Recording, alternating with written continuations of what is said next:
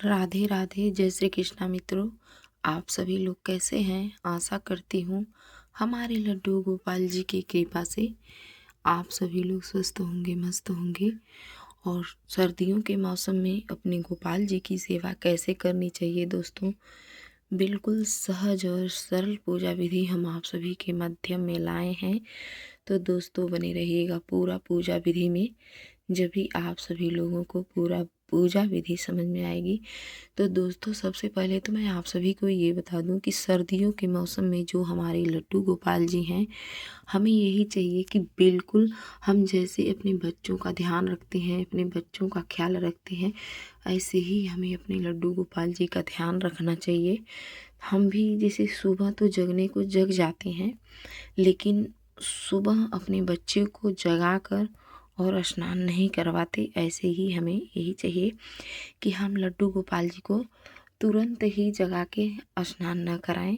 उन्हें जैसे जगा के जैसे आधी घंटा 1 घंटा थोड़ी से उन्हें बिठा लें, फिर इसके बाद उन्हें दूध जल मिष्ठान कुछ उन्हें भोग लगाएं, पवाएं। फिर इसके बाद ही अपने गोपाल जी को हमें पंचामृत से स्नान करवाने चाहिए। कुछ खेल खिलौने गोपाल जी के पास रख देने चाहिए। इसके बाद ही हमें यही चाहिए कि हम अपने गोपाल जी को फिर स्नान कराएं। पंचामृत से दूध दही शहद घी से हम अपने गोपाल जी को स्नान कराएं दोस्तों। फिर स्नान कराने के उपरांत हमें शुद्ध जल से स्नान करा लेने हैं, फिर पंचामृत से स्नान कराने हैं। और हम यही चाहिए कि जैसे जब हम सुबह जगते हैं, बिस्तर छोड़ते हैं, तो रोज़ की तरह हम दैनिक दिनचर्या से जब निवृत्त हो जाएं तो हमें सर्वप्रथम स्नान करनी चाहिए। फिर भगवान जी को स्नान कराने के बाद भगवान जी की संपूर्ण सेवा करनी चाहिए। इन्हें स्नान कराने और इनके संपूर्ण शरीर में इत्र की मालिश करना। फिर अपने गोपाल जी को ऊनी वस्त्र धारण कराने, क्योंकि सर्दियों का मौसम चल रहा है दोस्तों, तो ऊनी वस्त्र ही अपने गोपाल जी को धारण कराएं।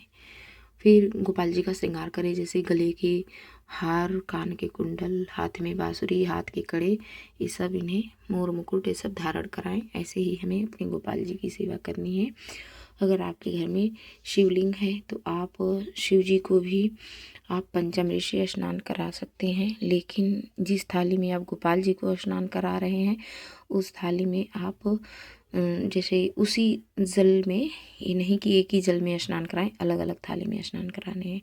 क्योंकि जो लड्डू गोपाल जी का चरणामृत होता है सब भक्तजन पीते हैं, और जो ये शिव जी का होता है अभिषेक वाला जल हम पीते नहीं हैं, गमले में डाल देते हैं। नहीं पीना चाहिए, वर्जित है। तो हमें यही चाहिए कि हम नित्य जैसे पूजा करते हैं, तो यही थोड़ी दिनचर्या यही हो जाती है सर्दियों की, कि ऊनी वस्त्र हो गया और थोड़ी सी लेट आप गोपाल जी को स्नान कराएं। ये नहीं कि भोर ही में उठा के स्नान कराएं, क्योंकि हमारे कृष्ण भगवान के ये स्वरूप जो है लड्डू गोपाल बाल स्वरूप है। तो उसी हिसाब से जैसे आप अपने बच्चों का ध्यान देते हैं, बिल्कुल अपने बच्चे की तरह ही इनका लालन पालन हमें करना है।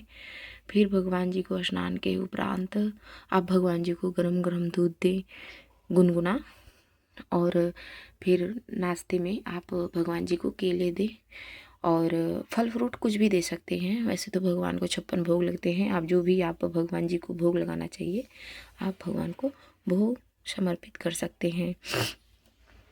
और सुबह शाम की आरती करना बिल्कुल नहीं भूलना है। सर्दियों के मौसम में जितना हो सके दोस्तों उतना भगवत नाम जप करें, क्योंकि हमारे श्रीमन नारायण भगवान को, कृष्ण कन्हैया लाल जी को भगवत नाम बहुत ही प्रिय है। जो भी किसी को ज़्यादा याद करे कोई भी, तो उसके वो लाडले बन जाते हैं।